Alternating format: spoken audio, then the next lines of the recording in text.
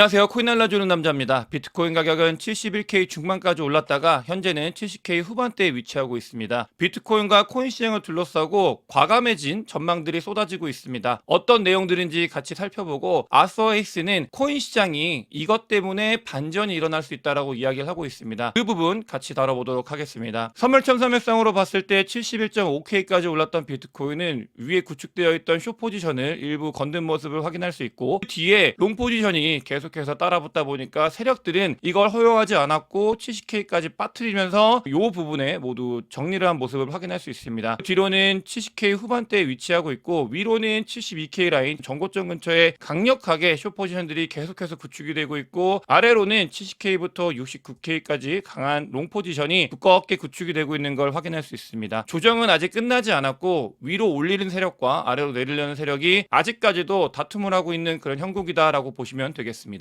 최근 제일 관심 있게 보는 지표 중에 하나인 리테일들이 돌아오는 지표, 펀딩 레이트 히트맵상으로 봤을 때 이 펀딩 레이트가 올라가고 있는 추세는 그대로 유지가 되고 있는 걸 확인할 수 있습니다. 보시게 되면 2024년도 1월달 이 모습을 지속적으로 강조해서 말씀을 드리고 있는데, 그 모습이 지금 2024년도 6월달이 되면서 더 추세가 뚜렷해지고 있는 모습을 보이고 있고요. 펀딩 레이트가 올라가고 있다는 거는 리테일들이 조금씩 더 코인 시장에 다시 관심을 두면서 돈을 이쪽으로 보내고 있다는 말과 같기 때문에, 이 추세가 이어진다고 하면 뜨거웠던 2월달과 3월달 같은 모습을 다시 한번 볼 수 있는 그런 구간이 접어들지 않을까, 이렇게 보여지고 있습니다. 실제로 미국은 코인베이스 프리미엄 지표를 봤을 때도 플러스로 전환이 됐거든요. 그만큼 이제 시장에 대해서 뜨겁게 참여하고 참여도가 높아지고 있다는 걸 방증하고 있는 지표고, 코인베이스 프리미엄 미국 플레이어들 같은 경우는 코인 시장에 다시 돈을 투입을 시키고 있는 모습을 보이고 있다라고 보시면 되겠고, 코인 시장이 올라가고 내려가는 건 대부분 다 미국 시장에 의해서 주도가 되고 있기 때문에 이렇게 프리미엄이 올라가고 있는 건 코인 시장, 비트코인이 상승할 수 있는 원동력이 될 수 있다라고 보시면 되겠고, 실제로 비트코인 가격이 위로 올라가려고 하는 모습을 보이고 있다, 이렇게 보시면 되겠고, 전체적으로 봤을 때 쇼텀홀더의 리얼라이즈 프라이스를 한번 건드렸던 이 구간에서 좋은 매직 구간이다라고 말씀을 드렸고, 이 구간은 지금까지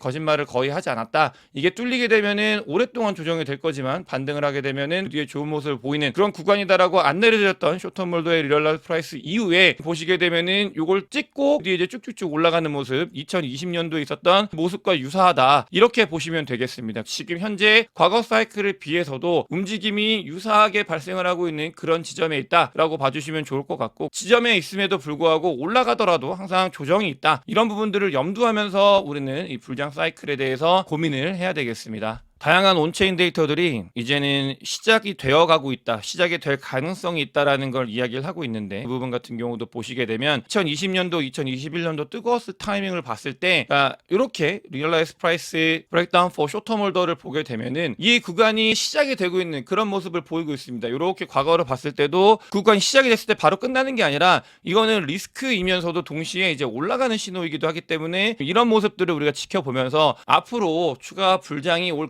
가능성이 있겠구나라는 거를 조금은 알아갈 수 있는 지표 중에 하나다라고 보시면 되겠고요. 아서에이스 같은 경우는 캐나다에서 금리를 인하했다, 그리고 유럽에서 금리를 인하할 가능성이 있다라고 이야기를 하면서 이 부분이 지금 리스크를 테이킹해야 되는 시기다, 코인 시장이 점점 뜨거워질 수 있는 가능성이 있는 시기다, 판이 바뀌고 있는 시기다라고 이야기를 했는데, 실제로 보게 되면은 유럽이 2021년도 이후에 처음으로 금리를 인하를 했습니다. 우리 금리 인하 같은 경우는 미국 금리 인하가 제일 중요하기 때문에 미국 금리 인하에 대해서 전 세계의 모든 사람들이 언제 할 거냐, 어떻게 할 거냐를 관심을 두고 있는데, 소리 소문 없이 유럽에서는 금리 인하를 먼저 단행을 했습니다. 미국보다 체질이 좋지 않기 때문에 어쩔 수 없이 금리 인하를 단행을 한 거고, 이런 부분들 글로벌로 트렌드 흐름 자체가 금리 인하로 가고 있고, 그렇게 되면 유동성이 공급이 될 수밖에 없는 형태다라고 아주 강조해서 말씀을 드리는데, 실제화가 유럽에서부터 시작이 되고 있다. 유럽은 금리 인하를 했고, 캐나다 같은 경우도 금리 인하를 하고 있고, 이런 부분들이 이 시장에 미치는 영향 같은 경우는 어쩔 수 없는 대세 흐름이 현재 존재를 하고 있고, 미국 같은 경우도 고용 지표나 다른 지표들이 점점 안 좋아지고 있기 때문에 이전에는 금리 인하를 안 할 거다, 혹은 한 번만 할 거다, 이런 이야기가 나왔다가 지금은 다시 금리 인하를 2번 이상 할 수 있는 가능성이 생겼다, 이런 이야기를 하고 있기 때문에 이 거시경제 변화의 흐름에 대해서도 우리는 반드시 알아야 되고요. 그 금리 인하 맞춰가지고 MT 통화량 자체가 글로벌로 증가하고 있는 걸, 이 부분을 뛰어넘은 걸 확인할 수 있습니다. 이거 같은 경우는 멤버십 때 안내를 드렸을 때 USDT의 시가총액을 비교하면서 이렇게 전 고점을 넘었을 때는 이 추세가 좀 이어진 가능성이 있다라고 했고, 실제로 USDT 같은 경우도 시가총액이 쭉쭉쭉쭉 늘어났었는데, 글로벌 M2 통화량 같은 경우도 보시게 되면 이 유동성은 늘어나게 되면 웬만하면 잘 흡수가 되지 않습니다. 때문에 이 추세가 위로 올라갈 수 있는 가능성이 있고, 이 글로벌 M2 통화량 유동성이 증가하게 되면 비트코인이나 위험 자산들에도 그 가격이 올라갈 수 있는 모멘텀으로 작용을 할 수 있다. 반드시 알아야 되겠습니다. 비트코인 현물 ETF 같은 경우는 안녕하다 못해 엄청나게 폭발적으로 상승을 하고 있습니다. 안녕한 정도가 아니고요. 유입되는 양 자체가 지금 2024년도 1월달 모습을 띄고 있다라고 말씀을 드렸고, 반등을 하고 있다라고 말씀을 드렸는데, 그 뒤에 반등 정도가 아니라 완전히 엄청난 유입이 있었습니다. 놀랄 만큼의 유입이 있었고, 이런 부분들은 비트코인이 70K를 뚫고 71K 위로 올라가게 하는 상승의 강력한 모멘텀이 되었다. 미국 비트코인 현물 ETF를 이용하고 있는 고객들은 지난 영상에서 말씀을 드렸는데, 부자들이거나 스마트한 투자자거나 이런 경우가 많다라고 말씀을 드렸습니다. 부자거나 스마트한 투자자들이 이용하는 비트코인 현물 ETF를 통해서 비트코인은 너무나 많이 매집이 되어가고 있다라는 걸 확인할 수 있고, 블랙록은 실제로 비트코인 현물 ETF가 시작이 되고 나서 30만 개 이상의 비트코인을 모아가고 있습니다. 그만큼 블랙록은 비트코인 현물 ETF를 통해서 얻을 수 있는 모든 것들을 얻고 있고요. 이더리움 현물 ETF도 준비하고 있는데, 비트코인 처음 준비했을 보다 더 많은 준비 자금을 가지고 거의 100배 정도 되는 준비 자금을 가지고 시작을 해요. 그만큼 이 현물 ETF, 코인 시장의 현물 ETF가 미칠 영향과 이 위력이 대단했다라는 걸 블랙록도 만들고 나서 알게 되었고, 더 진심으로 코인 시장을 모두 다 먹기 위해서 준비를 해나가고 있다라고 보시면 되겠고요. BITX 익스포저가 5만 BTC를 돌파했다고 합니다. 이게 뭐냐면은 비트코인이 가격이 오를 때 2배로 오르고 비트코인 가격이 빠질 때 2배로 빠지는 레버리지 2대, 지금 보시게 되면은 계약상으로 만 계약이 넘어섰고 계속해서 이렇게 롱 포지션을 구축하고 있는, 레버리지를 일으켜서 비트코인이 올라갈 거에 베팅하는 사람들이 어마어마하게 증가하고 있습니다. 이 증가에는 폭 자체는 너무나 많이 증가를 하고 있기 때문에 이런 부분들이 긍정적으로 작용을 하고 있다. 사람들이 위로 베팅을 더 많이 해나가고 있다라고 보시면 되겠습니다. 그거와 맞춰가지고 비트코인은 쿼터리, 먼슬리, 그다음에 위클리 프라이스 퍼포먼스를 봤을 때 중요한 겁니다. 2016년도부터 2018년도 사이클을 따라 추종하고 있고 그걸 보고 있다라고 아주 강조해서 말씀을 드렸는데, 그 부분을 유사하게 따라가고 있는 형국을 보이고 있습니다. 다음번 이제 장이 좋아지고 올라갔을 때는 더 높은 퍼포먼스를 보일 수 있는 모멘텀이 존재한다, 가능성이 있다라는 걸 알아야 되는 그런 지표라고 보시면 되겠고요.